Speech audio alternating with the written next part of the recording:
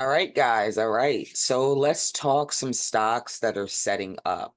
We'll go over a few. So my first one, as you can see, is Disney.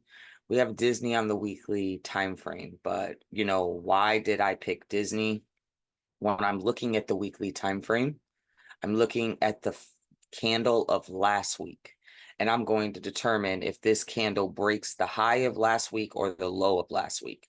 And that's how I'm going to determine the trade. So I have the highest point and the lowest point put in already.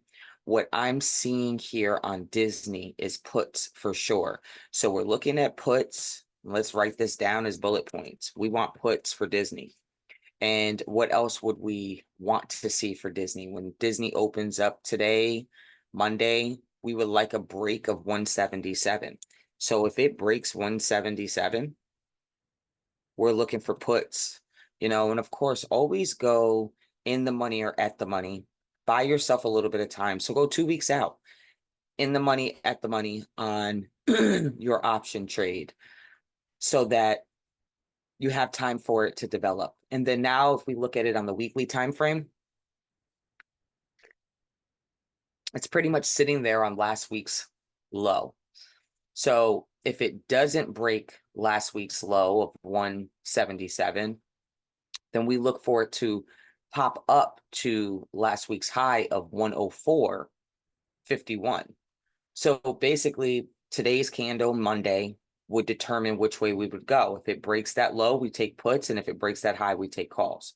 So there you are for your play for Disney.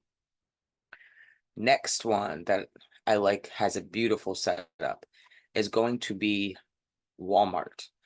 Walmart is pretty much weak to the upside, but I don't think that it's going to fall anymore. So a play for Walmart is right now not in play, in my opinion, because if we're looking at this last candle, it hasn't even shown that it even is going to attempt the high or attempt the low.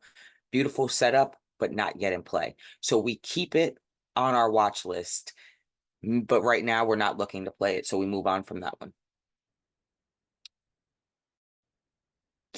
Your next one's going to be Starbucks.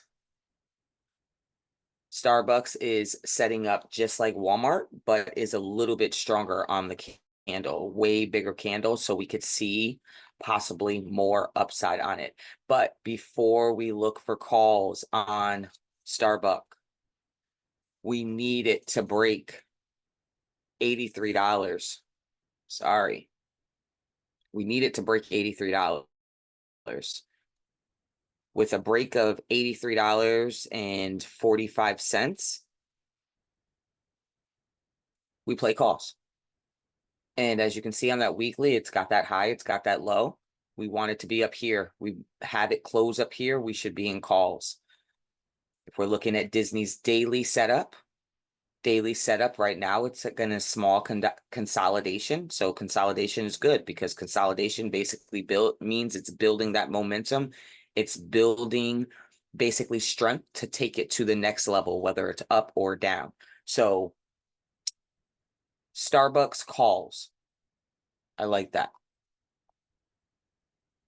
Dell. Dell is sometimes an expensive contract for people, but if you can get into these early, you can make a lot of money.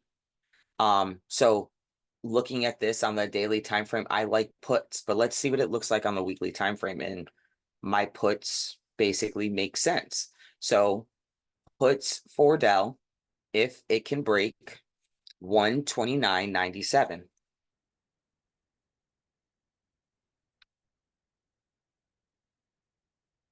So we get a break here. And what I mean by a break, I'm gonna put a smiley face there.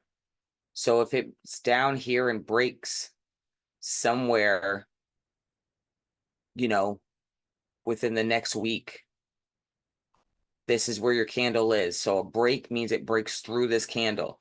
You play here, you're looking for puts. And as you can see, if the candle comes through here, puts are the way to go. I like puts on Dell for the upcoming week. I would look for June 21st contracts. So that's on everything that has been called out as of right now. don't look for those weekly contracts. I know that they're cheap, but sometimes it's not about a contract being cheap. It's about understanding that we also are going to have that intraday trouble. We don't want the intraday trouble. So if we get the further out contracts, it doesn't matter what it does intraday. We're not going to lose so much on our contract with the theta. And we're going to be able to allow the contract to cook. So cooking means we are going to make bank, but you have to have that time in order for it to cook. So Dow puts, I like.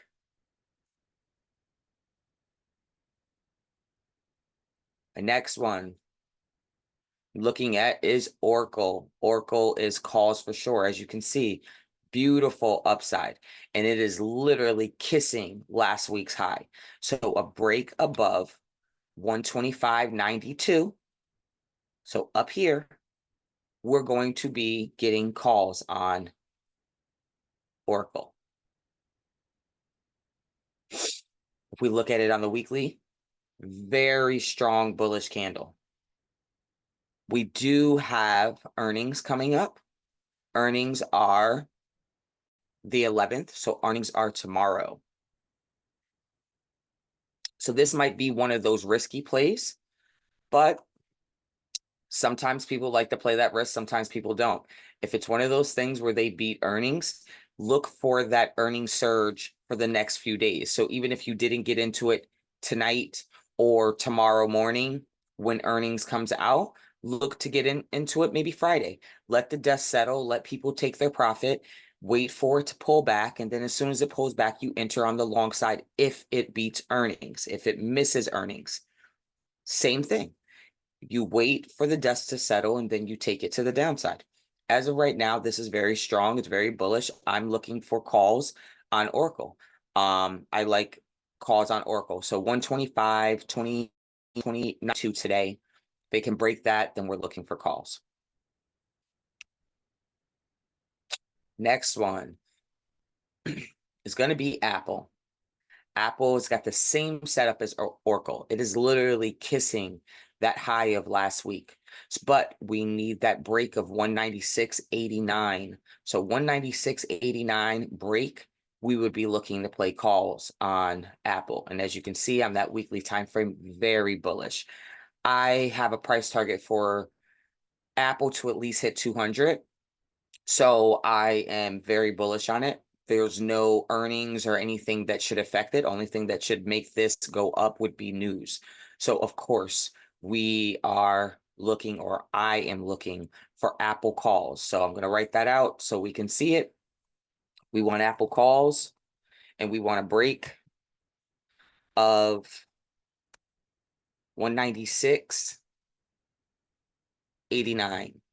So put an alert there, it breaks that, then take the calls. And with Apple, once again, look for next week's options. So 621 options for all of the plays that were called out. Do not look for those weeklies.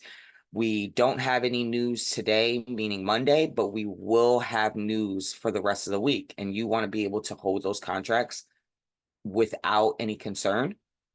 You want to get that time. And let's go one more. Let's go one more. AI I don't like. It's got a nice little doji on it. I would wait to see what it does today. XOM, nah, a little weak. PayPal. PayPal is very bullish. So we'll go over PayPal. PayPal, we need a break of 67.30. So a break of 67.30, we should be playing calls. A break of 62.85, and we should be playing puts. We're looking at this chart. This chart is very bullish. This chart is also consolidating, meaning it is building up for the next move to go up. But I mean, it is showing that it is going up. So I would look for calls on PayPal. You could take those calls for 70 strikes. I'm already well invested into PayPal calls, but my PayPal calls aren't up until July. So you could look for the 21st of June's, or you could look for the 28th of June's, because PayPal is a slow mover, doesn't move much. So you want that not to get clapped off of theta. All right. So that is my watch list for the upcoming week. I hope you all are ready to make some money with me. And I mean, that's really it. Right now, I don't like trading Mondays, so I'm just going to sit and watch and see what things do, open bell, and then look to position myself in a few trades. If things don't play out today, I won't worry about it and I won't look to trade anything. Not going to force a trade, but I want those A plus setups. These are going to be your A plus setups, being that they are flirting with that high and low of last week. And the way I trade it is, if something has already beat its high of last week, then it should be going up. And if something's beat its low of last week, it should be going down. Of course, it doesn't play out all of the time, but it plays out 99.9% of the time. So look to have that type of strategy. And it's just a matter of you being able to plot two lines. You can make charting easy if you can just understand there's no emotion to this. It's either going to do this or do that. And then you're able to take the trade, and then you don't have to be so worried about what is happening intraday because you're sticking to what the chart is giving you. Remember, your chart is telling you a story. Don't overthink the story. Just look at what is being given to you. All right. So let's make some money this week, guys. All right. Happy trading.